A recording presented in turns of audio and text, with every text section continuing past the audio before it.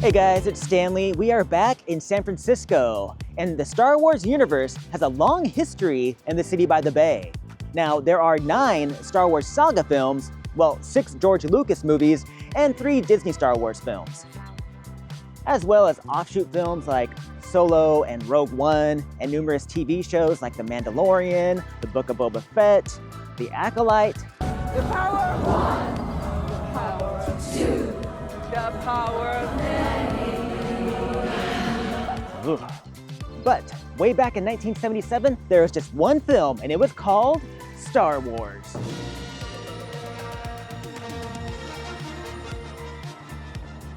And nearly a month before its world premiere and becoming a global phenomenon, it had its first sneak preview right here in San Francisco. I'm going to take you to where the first audience in the entire world saw Star Wars, and we'll uncover other Star Wars history.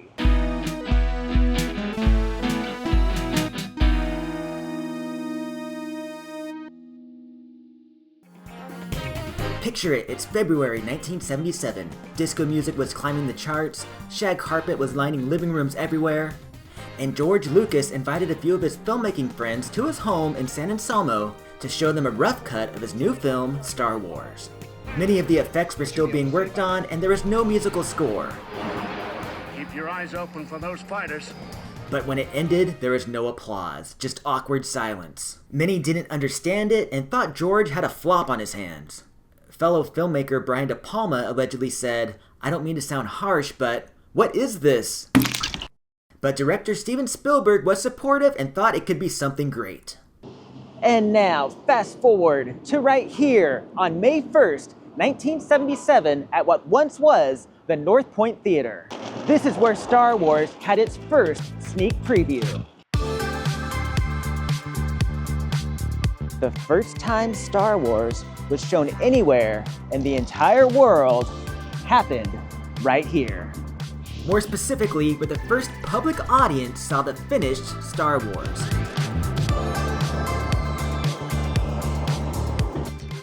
The screening was at 10 a.m. on May 1st. There's no signage on the marquee, nothing promoting it, and you needed a special invitation to get in.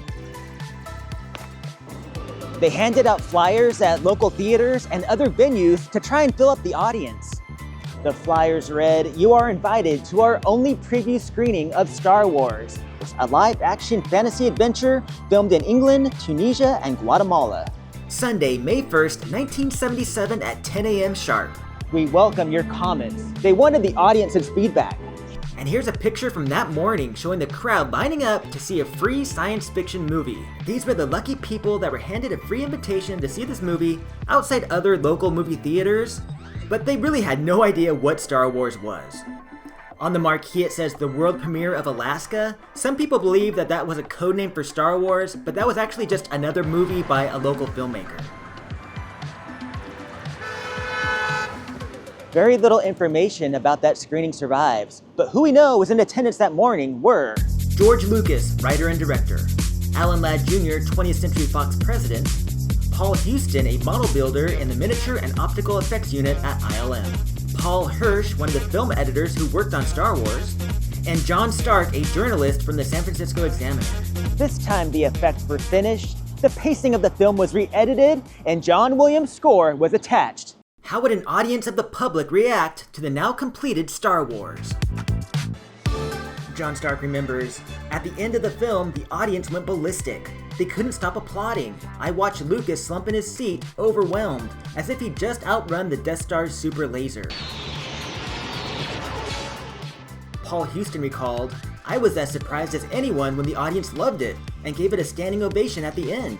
People back at ILM were quite amazed when I told them the reaction at the screening." Paul Hirsch recalls, "They made the jump to hyperspace and you could see bodies flying around the room in excitement."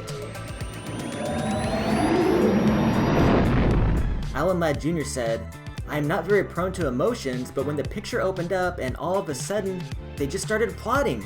The tears started rolling out of my eyes. That has never happened to me. Then at the end of the picture, it kept going on. It wasn't stopping.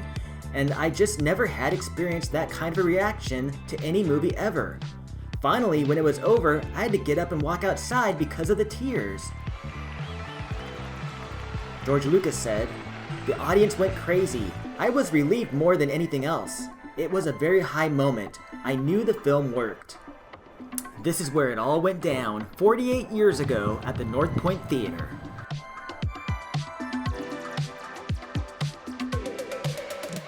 "24 days later, Star Wars premiered worldwide in 32 theaters. Yes, only 32 theaters. It wasn't expected to be a hit. And it had its San Francisco world debut right here at what once was the Coronet Theater.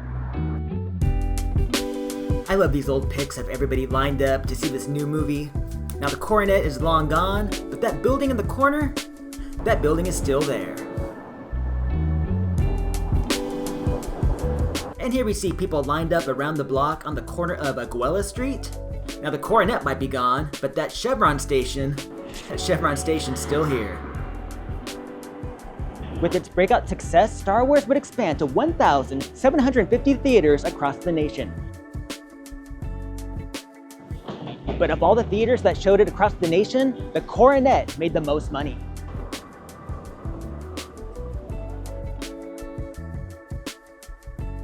And it wasn't much later that yours truly would become an embryo and get to experience Star Wars for myself on VHS. All right, we gotta go. I'm parked illegally and I don't want to get towed. Let's just say I don't want any imperial entanglements.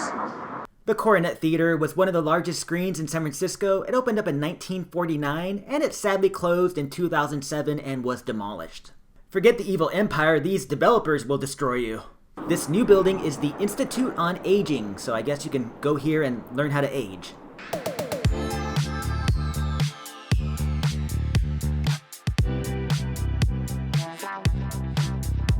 Welcome to Lucasfilm. George Lucas moved Lucasfilm, LucasArts, and ILM here in 2005.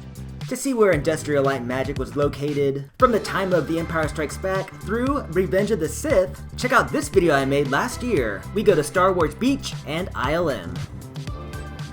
This new modern facility at the Presidio in San Francisco, it's really awesome. They even have a Starbucks here, and I need a pick-me-up. If you've made it this far, please give this video a like or subscribe. It would really help me out. Thanks. Okay, coffee acquired. I got a short because I'm on a budget. I just paid my taxes, and let's just say Uncle Sam, he really did a number on me. He really went to town on me. I did my taxes at H&R Block, and basically they sat me down on a chair in the corner while I had to watch as Uncle Sam and H&R Block took my money away. Oh well, the coffee's good here. Let me show you what else they got here. George Lucas had statues made of the pioneers of cinema and television.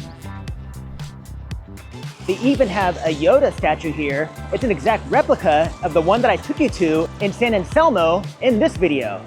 The one in San Anselmo is much lower to the ground, and it's with a really cool Indiana Jones statue. This Yoda is up higher on a fountain. Check it out.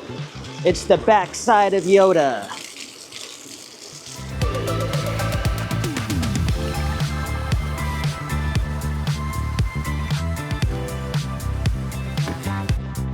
But just wait, there's even more inside the lobby.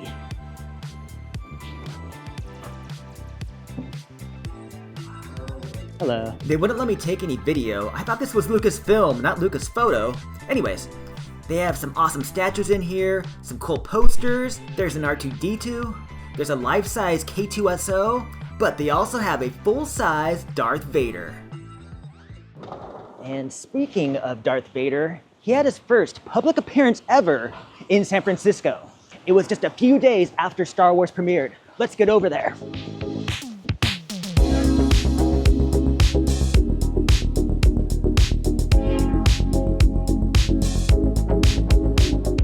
Darth Vader's first appearance happened right here at what once was the Brooks Hall. Actually, it's still here. It's 4 feet below us. Beneath this field in front of Civic Center, which they're now setting up to play soccer at, is the Brooks Hall, and it takes up this entire half of the block. So what was Darth Vader doing at the 90,000 square foot Brooks Hall? He was attending the American Bookseller Association's annual convention. Darth Vader and Star Wars producer Gary Kurtz were here to promote the Star Wars novelization at the book convention. If you put your ear to the ground, you can almost hear Darth Vader breathing. Oh wait, that's just somebody behind me with emphysema. In the costume that day was Bryce Eller. It was the first time that he was hired to portray Darth Vader, but it wouldn't be his last. I found a few photos from the book convention that weekend, and I found one of Darth Vader. Here he is at his first public appearance. I'm not sure who the girl is, but that guy's got mad riz. Bryce Geller would go on to portray Darth Vader at all kinds of media events, movie premieres, and TV promotions for years to come. What's really cool, if you were here at the book convention, which was held from May 28th through May 30th, 1977, you would have seen Bryce Eller in the screen-used costume. Imagine this, you could have seen Star Wars on its opening night, May 25th, and 3 days later have seen the screen-used costume in person. Right here, underneath the ground, at the Brooks Hall. Over time, the Brooks Hall became outdated for events and it wasn't ADA compliant, and it's been closed since 1993, and basically it's now just storage for the city. But I got a feeling if we use the underground parking here and go all the way to the bottom floor, we might reach the doors of the old Brooks Hall. I don't know, I've never parked here before. Let's give it a try.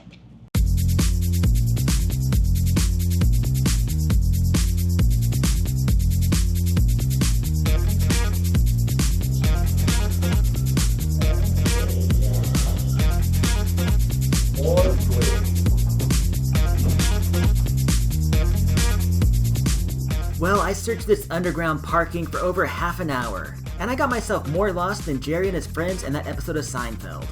And although there's still signage for the Brooks Hall everywhere, I could not find the entrance to it. Then I went back outside and I found these two boarded up stairways. These must be entranceways into Brooks Hall. Either way, pretty cool to think that Darth Vader's first public appearance was right here in San Francisco. Let's get back to the North Point Theater. The North Point Theater was open for 30 years, and sadly it closed down in 1997. It eventually became a Goodwill, and it's been empty and for lease for a number of years. Hopefully it survives, and maybe somebody will buy it and turn it into a cinema again. You know, they say never forget 9/11, never forget the Holocaust. I'm adding never forget the North Point Theater, and the first audience ever to see Star Wars in the entire universe. I'm Stanley Foss. I'll see you next time. Bye!